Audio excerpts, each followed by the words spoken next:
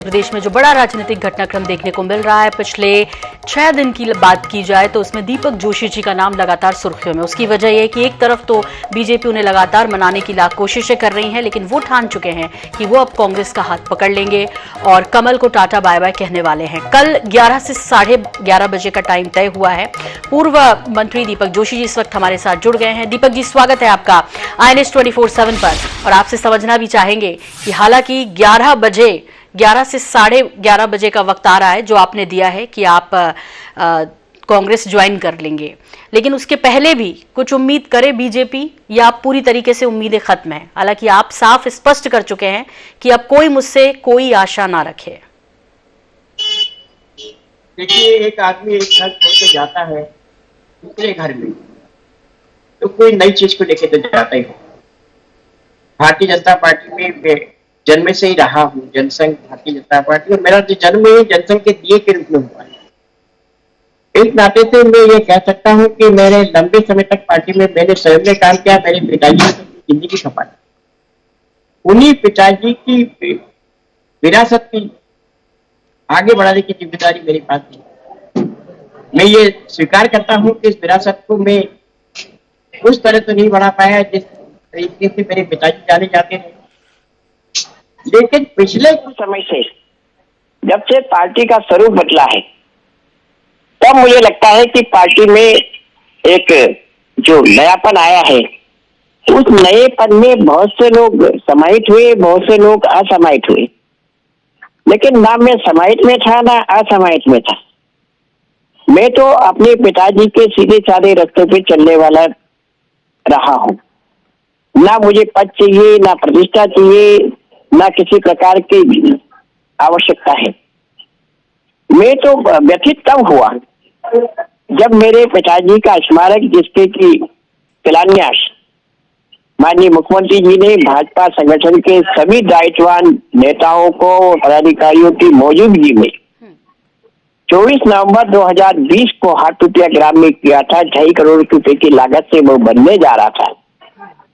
वहां मूर्ति स्थापित तो हुई, लेकिन वो स्मारक 2.5 करोड़ से बनने वाला नवंबर 20 से आज की तारीख तक पूर्ण नहीं हुआ। माननीय मुख्यमंत्री जी जिस बंगले में एक्स मुख्यमंत्री के रूप में रहने वाले, जो 74 बंगले में है, उस बंगले में वो शायद 15 महीने रहे भी हैं क्योंकि वो मुख्यमंत्री नहीं थे। लेकिन उसके बगल में जो सम्मानीय नंद कुमार सिंह जी चौहान का मकान था, उसकी जगह पर एक नया मकान बना दिया गया। वो महज 6 महीने में खड़ा हो गया। मेरे पिताजी का स्मारक 2.5 साल में नहीं बना, लेकिन मुख्यमंत्री जी की चिंता थी, इसलिए वो 6 महीने में खड़ा हो गया। दूसरा, मुझे लगता है कि कुछ नामकरण के लिए हम लगातार आग्रह करते रहे कि भोपाल के वो सांसद रहे, भोपाल में उनकी पहचान होना चाहिए। हाटपिपलिया के वो जन्म लेने वाले रहे, इसलिए वहां पहचान होना चाहिए। देवास जिला उनके नाम से पर्याय रहा है, इसलिए वहां पहचान होना चाहिए। लेकिन उस पहचान को भी पूर्ण करने का प्रयास कांग्रेस जिम्मेदारों द्वारा नहीं किया गया। लगातार गुहार के बाद भी जब 15 दिन 20 दिन पहले प्रदेश अध्यक्ष जी के मिलने के बाद उन्होंने कहा था कि काम शुरू हो जाएगा, जब 2 हफ्ते तक काम शुरू नहीं हुआ तब मैंने अपने कुछ साथियों के साथ बैठा था और उन्होंने कहा था कि आप जोशी जी की विरासत का तो उपयोग कर रहे हैं, लेकिन जोशी जी के लिए क्या कर रहे हैं? तब मुझे लगा कि पुत्र के नाते मेरी जिम्मेदारी ज्यादा है। इस नाते से मैंने तय किया कि मैं या तो राजनीति से अलग हो जाऊं या उन लोगों के साथ रहूं जिन्होंने जोशी जी का सम्मान किया। और सम्मान इसलिए कह सकता हूं कि जोशी जी जब देवलोकवासी हुए तब उनके मृत शरीर को पुष्पांजलि के लिए माननीय मुख्यमंत्री कमलनाथ जी आए थे और उन्होंने उसी वक्त मुझसे कहा था कि अंत्येष्टि कहाँ होगी। तो मैंने कहा था कि हाटपिपलिया हमारा गांव है, वहाँ के रहने वाले, वहीं अंत्येष्टि होगी और पिताजी की भी इच्छा है कि अंत्येष्टि वही होना चाहिए। तब उन्होंने कहा कि हाटपिपलिया में कहाँ करोगे? तो हमने कहा शमशान में होगी, जो हमारे यहाँ परंपरा का शमशान है। बोले जोशी जी और शमशान में ये नहीं होना चाहिए। बोले जोशी जी तो राजनीति में एक बहुत बड़े ब्रांड है, हम बच्चों को या नवयुवकों को संदेश दे सकते हैं कि जोशी जी राजनीति में इस प्रकार से आगे बढ़े। इस नाते से कोई अलग जगह पे उनका स्मारक बनना चाहिए, वहां अंत्येष्टि करवाइए। तो मैंने कहा हमारे पास कोई ऐसी जगह नहीं, हमारा जो खेत है पारिवारिक वो गांव से 2.5-3 किलोमीटर दूर है, वहां उसका रास्ता भी ठीक नहीं है, बारिश का मौसम था। तो उन्होंने कहा नहीं, आप देखिए सरकारी जमीन उपलब्ध है क्या। 4-5 घंटे में हमने सरकारी जमीन देखी और देखने के बाद माननीय मुख्यमंत्री जी को खबर सम्माननीय सज्जन सिंह जी वर्मा, पीसी शर्मा जी, आरिफ अकील जी के माध्यम से करवाई कि ये जमीन है। तब इन तीनों वकीलों मंत्रियों ने जो सरकार में मंत्री थे उस जमीन का आवंटन महज 3 मिनट के अंदर व्हाट्सएप पर हमारे लोगों को भेज दिया और 4-5 घंटे के अंदर देवा जिला प्रशासन को खबर लग गई कि जोशी जी की अंत्येष्टि इस स्थान पे होगी और सारी व्यवस्था मध्य प्रदेश की सरकार को करना। एक वो मुख्यमंत्री जो विचारधारा में विपरीत था 3 मिनट में व्यवस्था करता है, और एक ये मुख्यमंत्री जो जोशी जी के नाम से अपने आप के काम को अंजाम देने की बात करता है कि हम जोशी जी के विचारधारा वाले लोग हैं, वो 30 महीने में इस स्मारक को पूरा नहीं करते। उनके नामकरण, जिस नाम में तो कोई खर्चा नहीं होता, वो नामकरण करने के लिए तैयार थे। तब मुझे लगा कि एक ऐसे व्यक्ति जिसने कि मेरे पिताजी का सम्मान किया, ऐसे नेतृत्व करता जिसमें सम्मानीय दिग्विजय सिंह जी, सम्मानीय सुरेश पचौरी जी, सम्मानीय अरुण यादव जी, सम्मानीय राहुल सिंह जी और ऐसे असंख्य नेता कांग्रेस के, क्योंकि मेरे पिताजी के साथ खेलने वाले कुछ लोग कहते थे कि जोशी जी का जो सम्मान कांग्रेसी लोग करते वो बीजेपी वाले नहीं करते। ये बचपन से मैं सुनता आया हूँ। इस नाते से मुझे लगा कि मुझे कांग्रेस के साथ जाना चाहिए और मैं अब कांग्रेस के साथ अपने आप को जोड़ने का प्रयत्न कर रहा हूँ। कल मैं माननीय कमलनाथ जी तक अपने पिताजी की तस्वीर लेकर जाऊंगा और उनसे अनुरोध करूंगा कि आपने स्वयं ने कहा कि मेरे पिताजी एक ब्रांड नेता रहे हैं, तो मैं उनका पुत्र हूँ, मुझे अपनी पार्टी में सम्मिलित करें और एक कार्यकर्ता के रूप में मुझे कार्य करने का मौका दें।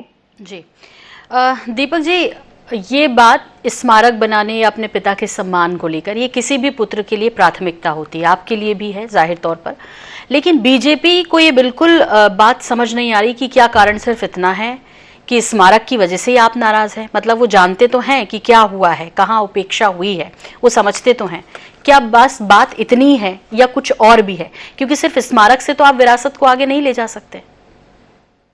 देखिए, मैं तो ईश्वर में भरोसा करने वाला व्यक्ति हूँ। मैं ईश्वर पे आधारित होकर ही कह सकता हूँ कि भाजपा का कोई भी नेता शिवराज सिंह चौहान से लेकर एक ग्रामीण बूथ का कार्यकर्ता ये कह दे कि दीपक जोशी इस पद के लिए हमारे पास आया था, दीपक जोशी इस प्रतिष्ठा के लिए हमारे पास आया था, दीपक जोशी इस संपत्ति के लिए हमारे पास आया था, दीपक जोशी इस ट्रांसफर के लिए हमारे पास आया था, दीपक जोशी इस गाड़ी को छुड़ाने के लिए हमारे पास आया था, अगर वो बात कह दे तो मैं आज ही अपने फैसले को पुनर्विचार नहीं करते हुए अपनी जगह पे ही खारिज करते हुए हमेशा हमेशा के लिए राजनीति से संन्यास ले लूं। दीपक जी, जिस तरह की अभी खबरें पिछले 5 दिनों में हमने देखी, वो ये देखी कि आपको मनाने के भरपूर प्रयास रघुनंदन शर्मा जी के साथ शुरू हुए, मार्मिक पत्र भी लिखा, उसके बाद मुरलीधर राव जी ने भी कोशिश की, मुख्यमंत्री शिवराज सिंह चौहान जी ने आपसे बात की, लेकिन अब आप किसी की नहीं सुनना चाहते। आपने कहा जनसंघ से आपका परिवार बीजेपी के लिए समर्पित रहा, तो एकदम से ये जो दिल अलग हुआ है या कहें कि इतनी पीड़ा है मन में, और अब कहीं भी उस स्थिति में नहीं है, क्योंकि अब तो राज्यसभा, लोकसभा, कई तरह के ऑफर दिए जा रहे हैं। ये भी कहा जा रहा है कि जहां चाहे, जिस सड़क को चाहे, जिस स्कूल को चाहे, हम नाम दे देंगे। फिर क्या दिक्कत है दीपक जी को? क्योंकि सेवा तो वाकई में बीजेपी के लिए की है आपके परिवार ने अभी तक। नहीं, मैंने कहा ना कि मुझे पद प्रतिष्ठा नहीं चाहिए।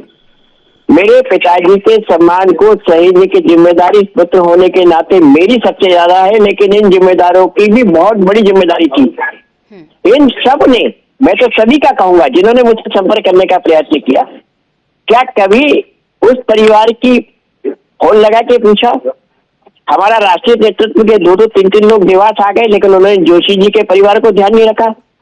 और बड़ा शर्म का विषय होता है कि उपचुनाव में विधानसभा के 4-4, 6-6 मंत्री उस हाटुपिया गांव में गए, लेकिन जोशी जी के स्मारक पर लोगों ने कहा कि आप माला पहना दो, आप फूल अर्पण कर दो, तो उन्होंने कहा कि अब जोशी जी क्यों, अब तो हमें चुनाव जीतना है। तो चुनाव जीतने के लिए अगर राजनीति करना है तो मैं इसी राजनीति पे कतई भरोसा नहीं करता। मैं हमेशा शुचिता के प्रति हमारे पिताजी को साथ लेकर राजनीति करना चाहता हूँ, इसलिए मैं इस फैसले की तरफ गया हूँ।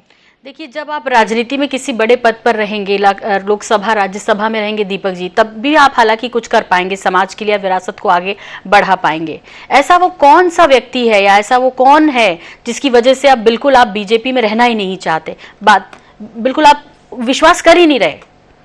नहीं, देखिए, मध्य प्रदेश के मुख्यमंत्री की सबसे बड़ी जिम्मेदारी है, प्रदेश के अध्यक्ष वी डी शर्मा जी की सबसे बड़ी जिम्मेदारी है।